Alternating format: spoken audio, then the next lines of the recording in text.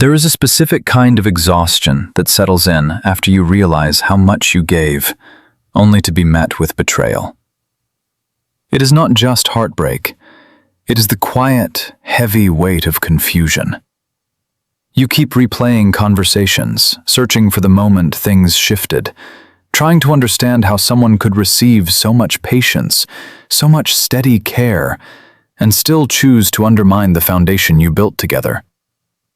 You feel drained, not because you lacked strength, but because you were carrying an emotional load that was never meant to be shared equally. You kept showing up, kept listening, kept adjusting yourself to make space for someone who only knew how to take. And when the betrayal finally broke through, it did not just hurt. It left you questioning your own judgment, wondering if your empathy was somehow naive, wondering if you missed the signs, wondering if you were the problem. You were not. The situation you were in was built on an imbalance that could not sustain itself. Your capacity to understand, to hold space, to offer steady emotional presence was never a flaw. It was a rare depth of character that simply met someone who did not have the internal structure to receive it properly. When betrayal comes from that kind of dynamic, it is not a reflection of your worth. It is the natural outcome of a psychological pattern that could only function by consuming what you offered, without ever learning how to reciprocate in a meaningful way. What you are experiencing now is the aftermath of a system that was never designed to protect both people. It was designed to keep one person comfortable while the other slowly disappeared into the role of emotional caretaker. And once you step out of that role, even in pain, you begin to see the reality that was always there. The person who betrayed you is not moving forward. They are not healing. They are stuck in a cycle that guarantees they will never truly recover from losing someone like you. Because what they lost was not just a partner or a friend. They lost the only emotional anchor they ever had, and they destroyed it themselves. To understand why this happens, it helps to look at what actually occurs when someone with high emotional depth enters a relationship with someone who relies on control, validation, and emotional deflection. People who operate from that place do not experience connection the way healthy adults do. They experience it as a resource. They look for consistency, patience, and forgiveness because those qualities allow them to function without having to face their own internal instability. When they find someone who naturally offers those things, they attach quickly. They mirror your empathy, they reflect your calm, they adopt the language of growth and understanding. It feels genuine in the beginning because it is. But it is not rooted in self-awareness. It is rooted in necessity. They need your emotional stability to regulate their own. They need your willingness to explain, to forgive, to give second chances, to avoid the discomfort of real accountability. Over time, this creates a quiet dependency. You become the person who absorbs their frustration, translates their defensiveness, and holds the relationship together when it threatens to fall apart. You do this because you believe in repair. You believe in people. You believe that if you just understand enough, if you just care enough, things will stabilize. But stability never comes, because the person you are trying to stabilize is not broken in a way that care can fix. They are structured around avoidance, and when avoidance is their primary coping mechanism, betrayal becomes almost inevitable. It is not always dramatic. It is often quiet. It looks like emotional withdrawal when things get real. It looks like hidden resentment when you set a gentle boundary. It looks like seeking validation elsewhere when your presence becomes too grounding, too honest, too close to the truth they cannot face. They betray the trust you placed in them, not because you were too much, but because you were finally close enough to expose the gap between who they pretend to be and who they actually are. And when that exposure happens, their psychological system fractures. They do not know how to integrate genuine connection. They only know how to consume it. Once they destroy it, they are left with nothing but the same emptiness they started with. This is why they cannot recover. They do not lose you and then grow. They lose you and then repeat. The behavior you witnessed was not random. It followed a predictable psychological rhythm. In the beginning, there was intense alignment. They matched your emotional tone. They praised your sensitivity. They made you feel seen in a way that felt rare. That phase was real to them, but it was also temporary. It lasted only as long as your empathy served their need for stability. Once the relationship moved past the initial idealization, the testing began. They would withdraw slightly to see if you would chase. They would share a vulnerability, then shut down when you responded with care. Because genuine care requires reciprocity, and reciprocity requires emotional capacity they do not possess. They would push small boundaries to see how much you would tolerate. You would adjust. You would explain. You would give them the benefit of the doubt. Each time you did, their internal system registered it as permission. Not permission to grow, but permission to lean heavier. The psychology behind this is straightforward. When someone lacks a stable sense of self, they regulate through external feedback. Your calm becomes their calm. Your patience becomes their safety net. Your willingness to understand becomes their escape from shame. But because they cannot internalize those qualities, they must keep extracting them. The moment you stop offering unlimited emotional labor, or the moment your empathy begins to require mutual respect, their system interprets it as abandonment. They do not see your need for balance as healthy. They see it as rejection.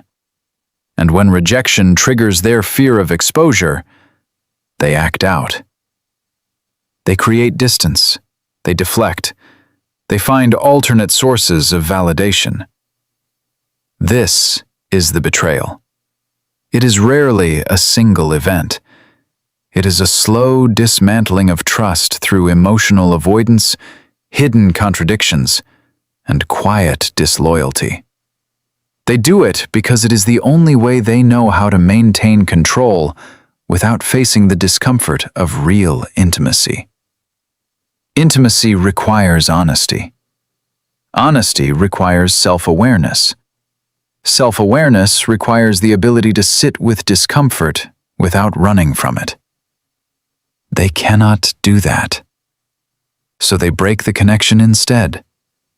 And once it is broken, they do not look inward. They look outward. They search for the next person who will offer the same depth, the same patience, the same emotional steadiness. But they never find it in the same way. Because what they lost was not just a person.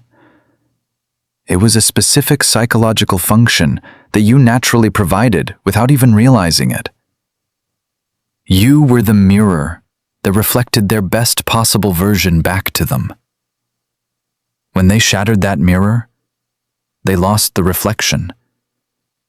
And without it, they are left staring at the same unresolved patterns, cycling through the same defenses, repeating the same mistakes, never learning, never stabilizing, never recovering. How this affected you is where the real weight lies. You did not just lose a relationship. You lost your sense of emotional certainty. You spent months, maybe years, believing that if you loved correctly, if you listened carefully, if you held space with consistency, things would eventually settle into mutual respect. You learned to read micro-expressions. You learned to soften your tone. You learned to swallow your own needs to keep the peace.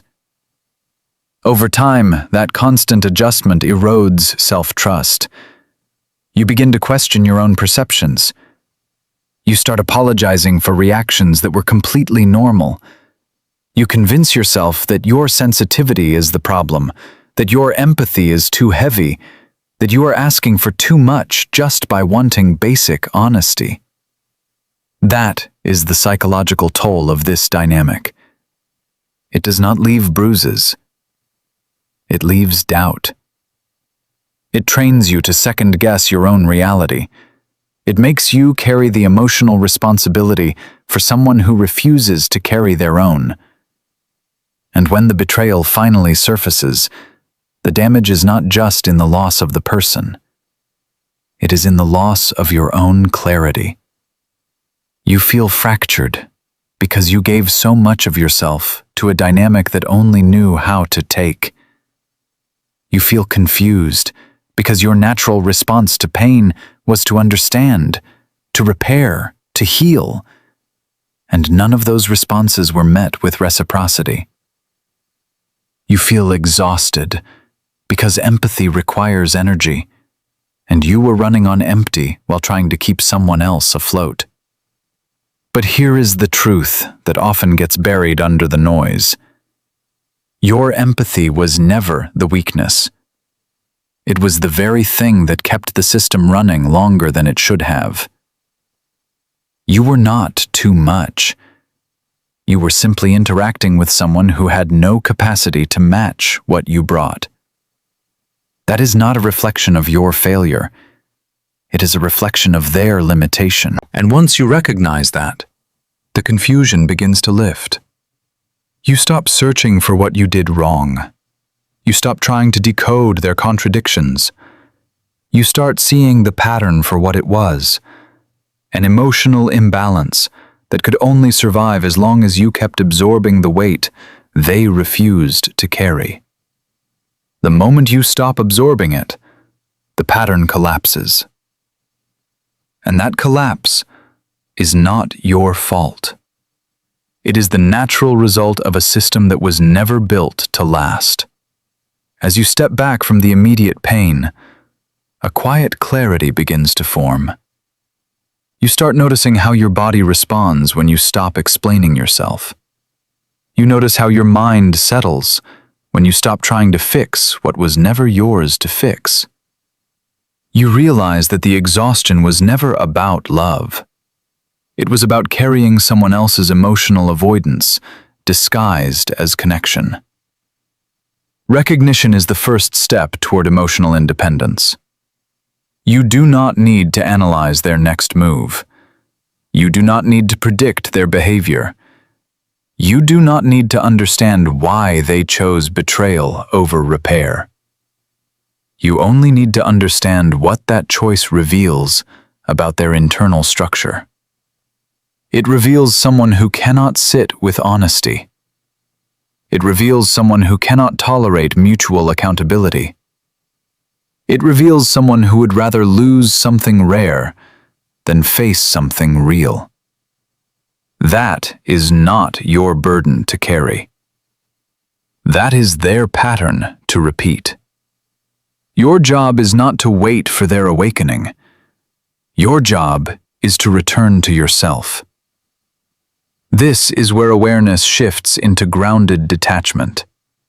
Detachment is not coldness. It is clarity. It is the quiet decision to stop investing emotional energy into a dynamic that only knows how to consume it. It is the understanding that you cannot heal someone who does not want to face themselves. It is the realization that your peace does not depend on their apology, their regret, or their return. Your peace depends on your willingness to stop participating in the imbalance. Boundaries are not punishments. They are simple statements of what you will no longer allow. You do not need to announce them dramatically. You do not need to explain them repeatedly. You simply live them. You stop answering messages that pull you back into old cycles. You stop justifying your need for respect. You stop treating silence as a problem to solve. You let it be what it is. You redirect your attention to what actually sustains you. Rest, routine, honest conversations with people who do not require you to shrink yourself. Time spent without scanning for emotional landmines. This is how you reclaim your nervous system. This is how you rebuild self-trust. Not by fighting the past, but by refusing to let it dictate your present. You begin to understand that emotional independence is not about becoming hardened. It is about becoming clear. It is about knowing your capacity for care and choosing to protect it. It is about recognizing that your empathy is valuable precisely because it is rare, and that rarity deserves to be met with reciprocity, not exploitation. Healing does not arrive with a sudden revelation. It arrives in quiet moments. It arrives when you wake up and do not immediately replay old conversations. It arrives when you hear their name and feel nothing but distance. It arrives when you realize you no longer need to prove your worth to someone who could never recognize it in the first place. You move forward not by forgetting, but by integrating. You acknowledge what happened. You acknowledge the weight you carried. You acknowledge the betrayal without letting it define your future. You stop asking why they could not stay. You start recognizing that you stayed too long. And that recognition is not shame. It is information. It tells you where your boundaries were porous. It tells you where your empathy was used against you. It tells you what to protect going forward.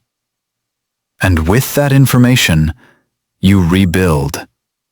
You rebuild your sense of reality. You rebuild your trust in your own judgment. You rebuild your relationship with your own emotional needs, treating them with the same care you once gave so freely to someone who did not know how to receive it.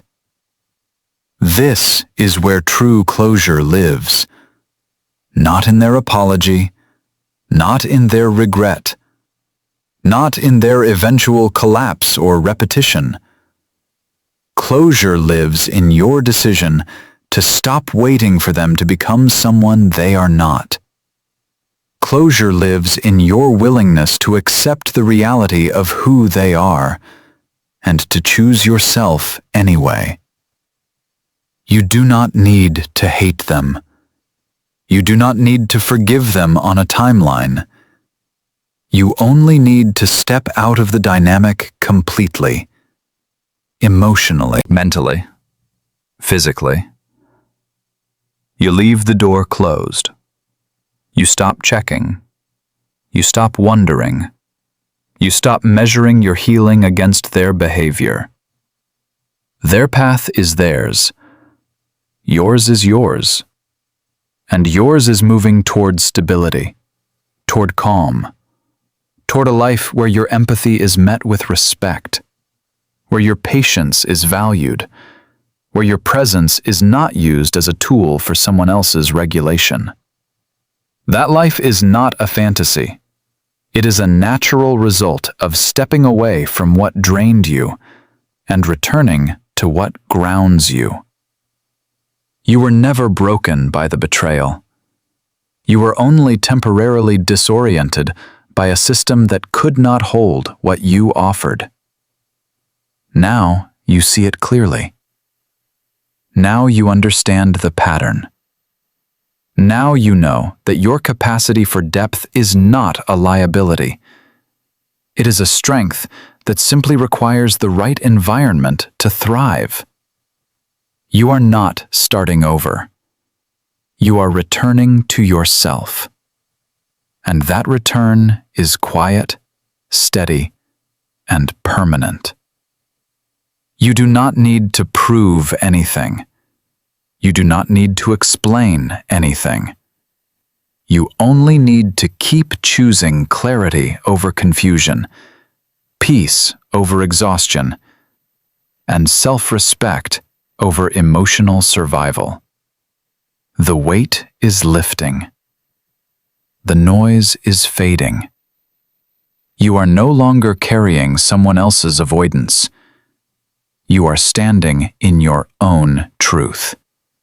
And from here, you move forward with calm, with certainty, with the quiet strength of someone who finally understands that healing was never about fixing the past.